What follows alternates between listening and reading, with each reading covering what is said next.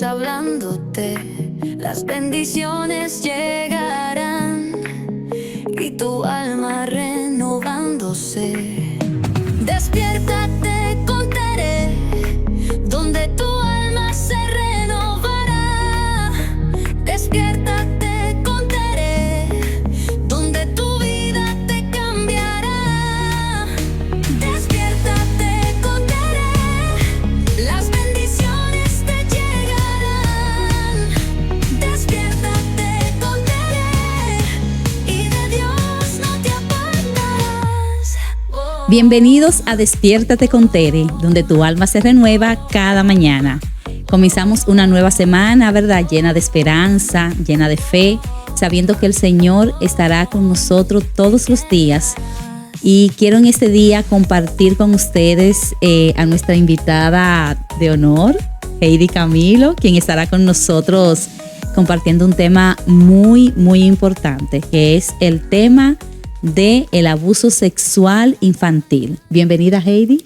Bien, pastora. Bueno, pues yo puedo decir que esta es mi casa, ¿verdad? Que yo me siento súper cómoda aquí y definitivamente feliz y contenta de psicoeducar a la población sobre temas que mucha gente no le gusta hablar, pero son muy necesarios. Así es.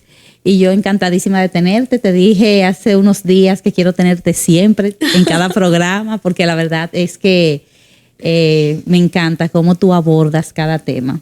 Y quiero que en este día estemos tratando el tema del abuso sexual infantil y que compartamos con nuestros seguidores la importancia de ¿Qué es el abuso sexual infantil?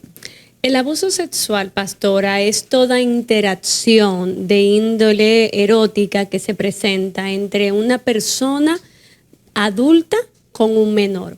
Según nuestro código penal, es decir, nuestro código del menor, que es la ley 13603, establece que tiene que existir una diferencia de 5 años para que se considere un abuso sexual.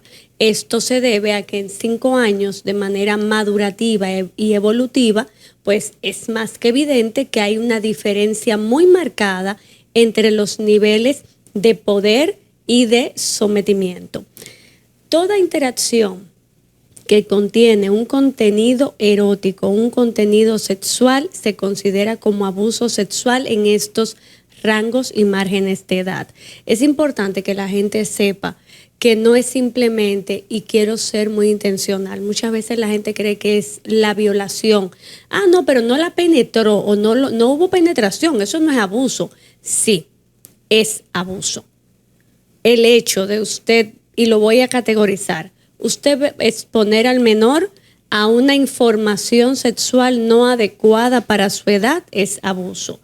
Hay adultos que ven películas eróticas, películas pornográficas, videos pornográficos con los hijos, es abuso sexual. Es abuso sexual cuando usted y su pareja, porque el niño está durmiendo, entre comillas, con usted y usted tiene relaciones sexuales con su pareja, usted está exponiendo a ese menor a un contenido, a una información para la cual él o ella no está listo. Porque muchas veces, bueno, pero es que está durmiendo y no se da cuenta. El niño se despierta. Solo que muchas veces se queda calladito porque no sabe lo que está sucediendo, es algo que desconoce, pero toda esa experiencia es traumática. El abuso sexual pasa por fases, pasa por etapas, y desde la primera etapa hasta la última etapa estamos hablando que hay un tema de abuso sexual infanto-juvenil, que es como se describe. O sea, insinuaciones, toques inadecuados, por ejemplo, adultos que se sientan niños en las piernas y comienzan a tocarlos de una manera, ya sabemos, de una manera inadecuada. Eso es también abuso. Sí, todo toque que tiene la intención de la satisfacción sexual de este adulto es abuso sexual. Porque, por ejemplo, hay papás que se sientan a sus niños en las piernas y no pasa nada. Pero este adulto que empieza a tocar, a acariciar al menor, señores, hasta con el tema de esa mirada de deseo, esa mirada de lujuria y esa apreciación del cuerpo de los hijos o de cualquier menor de edad con una búsqueda de esa gratificación sexual, estamos hablando de abuso. Sí. Porque no es lo mismo que un papá o una mamá le diga a un hijo, ay, mira, pero tú tienes los glúteos, ¿verdad? Con otros nombres, tú tienes los glúteos como grandes, mi hijo, por Dios, como que se sorprenden. A de manera morbosa hacer referencia al cuerpo de los hijos y exponerlo además de con unos términos completamente inadecuados, pero también con ese deseo erótico que se va moviendo. El exhibicionismo, el frotamiento, las caricias, el sexo oral. Muchísimas veces, pastora, no se llega ni siquiera a la penetración, porque evidentemente saben que pueden ser descubiertos. El pederasta, el pedófilo, que debo de decir que no es un enfermo mental. El pedófilo no tiene un problema mental, no es un loco, no es un maniático, no es un enajenado mental, no está poseído por el diablo, es una persona en pleno uso de sus facultades físicas y mentales que decide utilizar, cosificar a un menor para su gratificación sexual. No tiene un trastorno ni mental ni sexual. Tiene una parafilia, que es una conducta sexual desviada de lo normal, aceptado, y además en este caso que conlleva una fase de abuso por violencia hacia un menor, pero no, y repito, no es un enfermo, es alguien que sabe muy bien lo que está haciendo y a quién se lo está haciendo. Y lo está haciendo intencionalmente, Claro. es algo premeditado. Claro. Sí. Entonces, ¿cuáles síntomas, cuáles signos podemos nosotros tomar en cuenta para saber que está pasando un abuso sexual en un menor? Bien, lo primero es empezar vamos a ver las fases y cómo se van presentando los síntomas. Lo primero que hace el depredador sexual, porque así es como se le conoce también, es la selección de la víctima. ¿Qué menor puede ser víctima de abuso sexual? Todos, cualquiera, y absolutamente nadie está a salvo. Yo quiero que quede eso claro, pastora, porque a veces decimos, no, con mis hijos no, porque yo no lo dejo con gente rara. Yo lamento decirle que el 85% de los casos de los abusos sexuales, de la depredación sexual, ocurre con familiares de consanguinidad o de afinidad. Es decir, Personas ocurre cercanas. con personas casi miembros de la familia o miembros de la familia como tal. Entonces, en ese proceso... Personas de confianza. Personas de confianza y personas con las que se comparte un vínculo de consanguinidad, es decir, un papá, una mamá, un abuelo, un tío, un hermano, Un vecino. un padrino, en las iglesias también el pastor, pastoras, el diácono, el sacerdote, es decir, que la persona más cerca puede ser un depredador. Entonces, lo primero que hace este depredador es seleccionar la víctima. Generalmente son víctimas muy vulnerables por condiciones de personalidad, de interacción familiar. Es alguien que se va a seleccionar. Luego aparece esta fase de seducción, donde el depredador va a importantizar a este menor y se va a aproximar, obviamente, para ganarse su confianza a través de regalos, de la validación, de los elogios, de sacarte este espacio aparte. De repente yo llevé regalos para todos, pero a ti te traje esto en especial porque tú eres mi niño o niña especial. Y obviamente empieza a ganarse la confianza del menor. Y si es una persona de confianza en la familia, pues este menor no tiene ningún tipo de defensa porque tú eres o un miembro de mi familia que estás llamado a cuidarme, o eres alguien tan cercano a mi familia que todo el mundo confía en ti, entonces yo no tengo por qué desconfiar. Cuando vemos esto, ahí todavía estamos hablando que es una fase preparativa del abuso. Es abuso, pero todavía no ha habido ningún intercambio de índole sexual. Luego hablé de la selección, de la seducción. Luego viene esa fase de interacción sexual, donde generalmente se empieza de manera muy sutil, de lo mínimo a lo máximo, donde empiezan muchas veces con toques. ese acariciar, ese exhibicionismo para ir normalizando la interacción sexual, la instauración del secreto se empieza a dar. No se lo digas a nadie, esto es algo que yo solo hago contigo porque yo te amo y yo sé que tú me amas y este es un secreto entre nosotros dos. Nadie más tiene que saber esto porque si no se ponen celosos o no van a querer y como tú eres mi niño, mi niña especial, no van a dejar que tengamos este tipo de relación. Pero ahí ya se está dando un intercambio sexual, obviamente con la búsqueda de la gratificación y del placer del adulto. En esta interacción, el menor no sabe lo que está sucediendo, es algo incomprensible para su cerebro. Sabe que algo no está bien porque se puede sentir incómodo, pero como el que sabe, que es el grande, me dice que eso es normal y que eso es sano, pues yo lo sigo haciendo. Pero para su cerebro es algo que no puede ser integrado de manera natural porque no está maduro biológicamente hablando ni psicológicamente hablando para poder asimilar y comprender lo que está sucediendo. Sí. Ahí vemos que muchas veces cuando se empiezan a dar esas interacciones que ya empieza a ser más agresivo en la demanda hacia el menor por parte del depredador, del ofensor, el menor, los síntomas que empieza a mostrar son de tipo conductual. Un aumento en la irritabilidad, un aumento del manejo de un contenido, de una información sexual no apta para su edad. Por ejemplo, cuando usted observa a un menor con un lenguaje muy sexualizado, préstele atención, porque está siendo sometido o expuesto a un contenido no apto para su edad. No, y les voy a poner ejemplos para que me puedan entender. Si un niño te habla de, ay, yo le di un besito a mi compañerita o le dio un besito a otra niña, ¿dónde fue el besito, mi amor? Ay, como el cuento de Blancanieves, que el príncipe llegó y le dio el beso del amor verdadero. Ahí todavía se maneja porque es lo que ven los cuentos de hada, que es el beso del amor verdadero.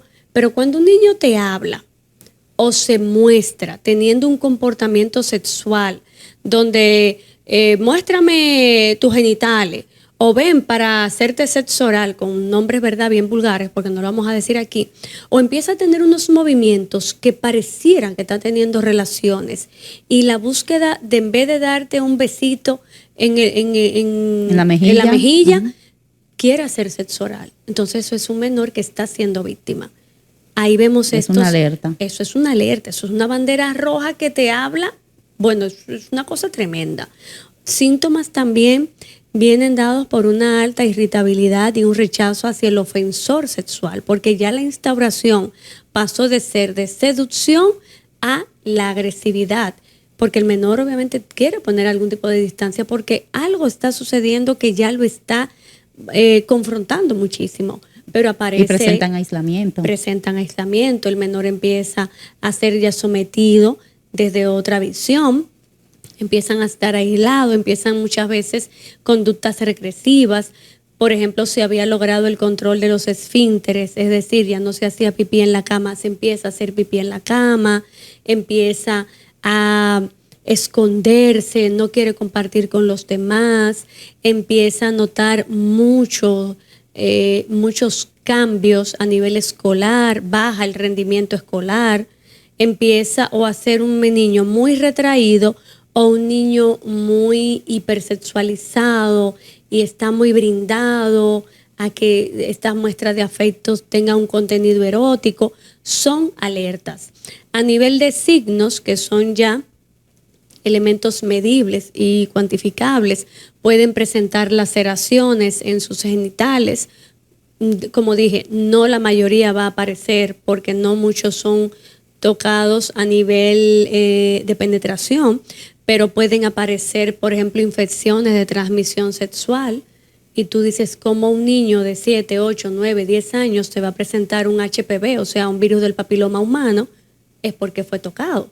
O un virus de un herpes de cierta tipología en su boquita, te está diciendo que fue expuesto a un tema sexual.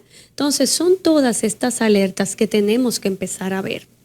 Cuando se da esa fase de la interacción abusiva de manera más violenta, de manera más punitiva, el menor empieza a desarrollar, como mencionamos, todas estas sintomatologías y más. Muchísimas veces pasa lo que conocemos como la develación del secreto en las fases, que es que el menor o se lo cuenta a alguien o es descubierto en plena acción el ofensor, o muchas veces, pastora, en las escuelas se dan cuenta porque el menor a través del dibujo empieza a presentar un dibujo sexualizado. Expresa lo que que siente. expresa lo que siente, expresa lo que está viviendo, y en la escuela se dan cuenta o se lo dicen a la profesora o a la psicóloga porque de verdad que están desbordados. Y esa fase explosiva del secreto muchas veces, como no se maneja de manera adecuada, provoca mucho más daño que hasta el mismo abuso, porque se entera todo el mundo, el menor es revictimizado, es culpabilizado, es expuesto a todo tipo, Al bullying. a todo tipo de escarnio, es Sí. estigmatizado. Entonces eso obviamente causa mucho dolor y mucho trauma en alguien que ya estuvo expuesto a un evento traumático. Lamentablemente, como dije, hay familias de tipo incestuoso que luego de que pasa toda aquella explosión del secreto, hay una denuncia, bueno, pasa como si fuera un huracán, luego viene esa cohesión familiar. Y si el ofensor o la ofensora era un miembro de esa familia, simplemente todo queda así. Y a esa persona le retiran el saludo y es parte de la familia, y luego pasa una normalidad y el menor no entiende qué pasó. ¿Por qué No si se le esta hizo justicia. no me hicieron justicia? ¿Qué pasó que de repente esta persona no estaba en la casa y ahora volvió y yo me veo obligado a compartir con quien me hizo daño? Esa cohesión familiar también tiene elementos muy traumatizantes que lo persiguen hasta la vida adulta al menor que fue víctima de abuso sexual infantil. Sí, y las consecuencias que trae en el niño. O sea, cuando un niño es abusado sexualmente, ¿cuáles consecuencias marcan o cuáles cosas marcan a ese niño? Lo primero es que hay un quiebre en su identidad. Hay un quiebre en su proceso de creación y formación de la identidad. Es un menor que va a desarrollar un trastorno de estrés postrauma. Es un menor que va a tener un trastorno del apego, porque evidentemente quien más estuvo llamado a cuidarme fue quien más daño me hizo. Entonces, si yo no puedo confiar en los que se supone que me tenían que cuidar, yo no puedo confiar en los demás, ni en nadie que esté fuera de mi entorno, si mi entorno fue el que más daño me hizo. Cuando hablamos de daños a largo plazo, muchos trastornos de personalidad están asociados al tema del abuso sexual, como es el trastorno límite de personalidad, como son los trastornos de bipolaridad, los trastornos de identidad disociativa, es decir, lo que antes se llamaba identidad múltiple, que desarrollan múltiples personalidades. Hay asociaciones en este sentido. Evidentemente es una persona que en su vida adulta va a tener un sinnúmero de dificultades para tener buenos lazos con personas en su haber. Vamos a tener personas que no pueden tener una relación de pareja estable porque no se saben vincular de manera saludable. Vamos a tener a personas con trastornos sexuales en su vida adulta. Es decir, que las secuelas son a corto, mediano y largo plazo. Sí, y algunas recomendaciones de cómo cuidar a nuestros niños, cómo tenerlos, ¿verdad?, a salvo y estar pendiente de ellos. Lo primero es la prevención. La prevención es vital aquí, pastora. La prevención la tenemos que empezar a hacer desde que nuestros niños empiezan a conocer su cuerpo. Lo primero es usted siempre estar alerta, ¿verdad? No es que vamos a estar persiguiendo a todos los familiares, pero sí hay que tener cuidados con todos en sentido general. Enseñar al niño y niña a cuidar su cuerpo, a nombrar su cuerpecito de manera adecuada y empezar a hablarle de que los adultos y los niños no tienen secretos. Todo lo que a ti te incomode, mi amor, tú se lo puedes decir a mamá o a papá y nosotros siempre te vamos a creer, porque lo primero que hace el ofensor es decirle nadie te va a creer. Mira, no importa, mi amor, lo que tú me digas, mamá está aquí para cuidarte, para defenderte y para protegerte. Los abrazos son muy buenos, pero si no te sientes cómodo abrazando ni que te abracen, no tienes que hacerlo, mi amor, para que el niño y la niña entiendan que tienen derechos sobre su cuerpo. La educación sexual implica que el niño aprenda a nombrar su cuerpo de manera adecuada, de que hay partes privadas y nadie te puede tocar tus partes privadas, mi amor. Si alguien lo hace, tú me lo puedes contar a mamá y mamá te va a creer y mamá te va a cuidar. Entonces vamos protegiendo en ese sentido. Obviamente, evitar también los elementos de hipersexualización, que son una forma de abuso, donde hay menores que son mini-mí. O sea, nada justifica un abuso. Y el adulto que hipersexualiza al menor colocándole o poniéndole ropas inadecuadas para su edad y poniéndole a que haga poses para fotos muy eróticas, está abusando. No está cuidando al menor, porque evidentemente el otro va a hacer exactamente lo mismo. Los niños no se besan en la boca. Ay, es que yo quiero mucho a mi bebé y por eso yo le doy besito en la boca. Esa boca suya estuvo en todas partes. Los adultos y los bebés no se besan. Ay, pero que eso no tiene nada de malo porque yo no lo estoy erotizando. Usted anda besando a todo el pueblo. Usted anda besando a todo el mundo. ¿A quién besa? ¿A la pastora? Al pastor, mi esposo, claro, a su esposo. a mí, sí. Usted no anda besando a los amigos. Entonces, si por querer vamos, yo quiero muchísima gente y no por eso me ando besando con todo el pueblo. Es para que me puedan entender. La boca es erótica. Y si usted le enseña a un bebé, a un niño, que usted le besa en su boquita porque usted le quiere mucho, otro que no es usted también lo va a hacer. Entonces, cuando aprendemos y cuando el menor aprende eso, también empieza a poner límites y a generar confianza hacia sus adultos de confianza. Para las niñas, a mí me gusta usar mucho, y lo vamos a dejar aquí abajo en línea, el libro de Tere. Bueno, se llama Tere, por cierto, el personaje.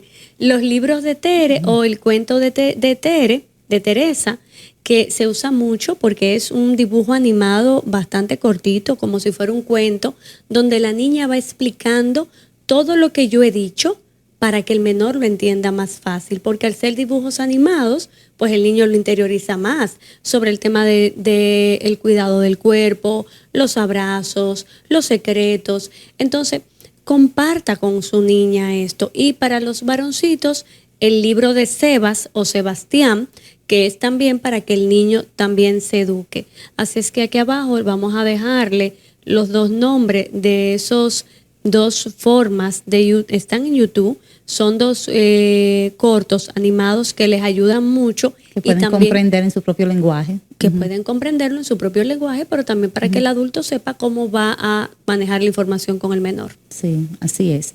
Bueno, señores, vamos a ponerle mucho cuidado y mucha atención a nuestros hijos, a nuestros niños. Recuerdo que cuando mis niños estaban pequeños, Javier José, Chanel, Abraham, su abuela Nilka siempre tenía una cita con ellos y siempre le decía, tu cuerpo no lo puede tocar nadie. Siempre le daba esos consejos y le decía cómo sentarse, cómo manejarse con los adultos, cómo cuidarse de no estar en lugares así aislados con personas adultas. Y mis hijos lo entendieron perfectamente, estando pequeñitos. O sea, estamos hablando que desde que tenían 2 años ya ellos comprendían y sabían poner límites. Así que vamos, así como dice la doctora Heidi, vamos a hablar con nuestros hijos y decirles que sí, que nosotros le vamos a creer siempre, que cualquier situación que lo haga sentir incómodo, que siempre lo hable con nosotros, para que ellos puedan sentir esa protección y puedan abrir su corazón y hablar abiertamente de cualquier situación que puedan estar pasando, porque es importante prevenir antes que lamentar. Así que Heidi, gracias por este tiempo tan edificante. Gracias por abordar este tema de una manera así, tan completa, tan amplia. Y a ustedes, señores, vamos a compartir este tema con las madres, con los padres, para que también pongan atención y pongan cuidado con sus hijos. Vamos a compartir y vamos a darle like. Así que los invitamos a nuestro próximo episodio aquí en Despiértate con Tere, donde tu alma se renueva cada mañana.